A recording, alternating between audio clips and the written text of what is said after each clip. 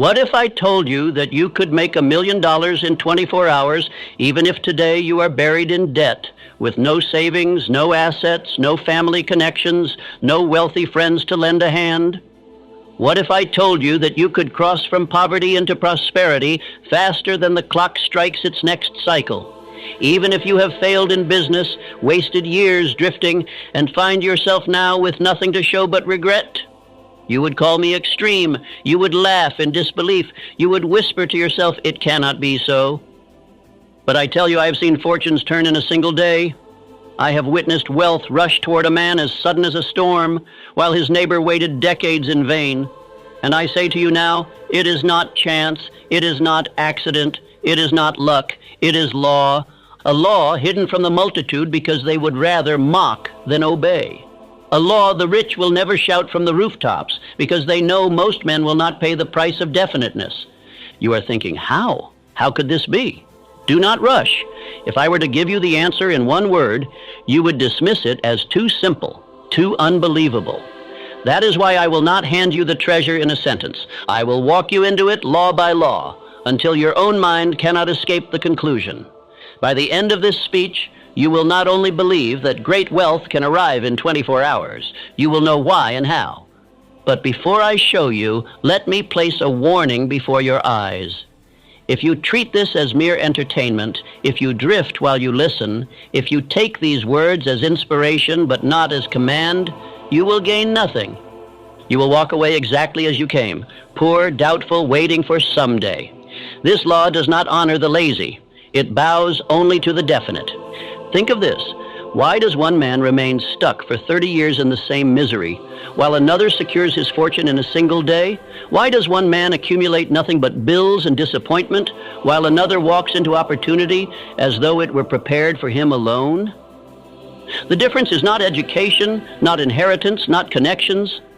It is something far greater, far more mysterious, and far more available to you than to the men who pretend to be your betters.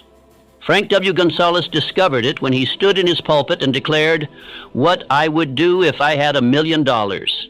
He had no million, no wealthy allies, no earthly reason to expect that his words would be answered. Yet within 24 hours, the fortune was his. Not because of chance, but because his words carried definiteness, desire, faith, and decision. He preached as though the money were already in his hands, and by morning the world had obeyed him. This is the law you are about to hear. The law that riches flee from vagueness and leap toward definiteness. The law that time itself bends when desire burns white hot. The law that money, already in circulation, is drawn to the man who commands it with purpose. You will not hear this in schools. You will not hear this from the mouths of the rich, but you will hear it here. So listen carefully as though your future depends upon it, because it does. For the next few minutes, let every other thought fall away. Hold nothing but this question in your mind. What if I too could awaken tomorrow on the road to fortune? By the end of this speech, that question will no longer be fantasy. It will be a command you can issue, if you will. Introduction. The hour hand of riches obeys fire. You ask me how soon riches will answer your call. I tell you plainly, wealth comes at the speed of your burning desire, and not one moment sooner. Men wait on years, on seasons, on fortune, while the law of riches waits on them. If a man sets his heart aflame with such intensity that his thought becomes command, the world of causes bends swiftly, sometimes in years, sometimes in days, sometimes in hours. This law is not theory, it is record. I have seen fortunes move with the suddenness of a storm after months of stillness. The timid call it luck, but the honest student knows it as the sudden reward of desire that at last reached the heat of command. When the heart burns white hot, time itself contracts. What would take decades to the wavering may take a night to the definite. Let me show you this truth through the story of Frank W. Gonzalez, a young minister in Chicago. He announced a sermon with the daring title, "What I Would Do If I Had $1,000,000. He did not mount the pulpit as a beggar hoping for alms. He spoke as one who already held the key. His words carried no timidity, no speculation. They carried decision. He painted a vision of a school where young men would be trained to think and to work in the same hour, where education would not be theory without practice, nor practice without philosophy. He spoke as though the $1 million were already in his hands, as though the brick and mortar already stood, as though the voices of grateful students already rang in its halls. The next morning, a messenger came from Philip D. Armour, the great packer. "Young man," Armour said, "if you will put your sermon into deeds, you shall have your $1 million." And from that decision was born the Armour Institute of Technology. Do not miss the lesson. One definite desire declared with fire drew $1 million overnight. What steps brought that $1 million? First, a purpose written in the heart so clearly it could not be mistaken. Second, a mind heated by faith until every word carried authority. Third, a plan spoken so vividly that listeners saw it. Fourth, the courage to speak as one who commands, not as one who begs. With those 4 steps, the $1 million was not chased, it arrived. Men ask me, can wealth truly come in 24 hours? I say, if 30 years of drifting still chain you, do not quarrel with the clock. Quarrel with the drift.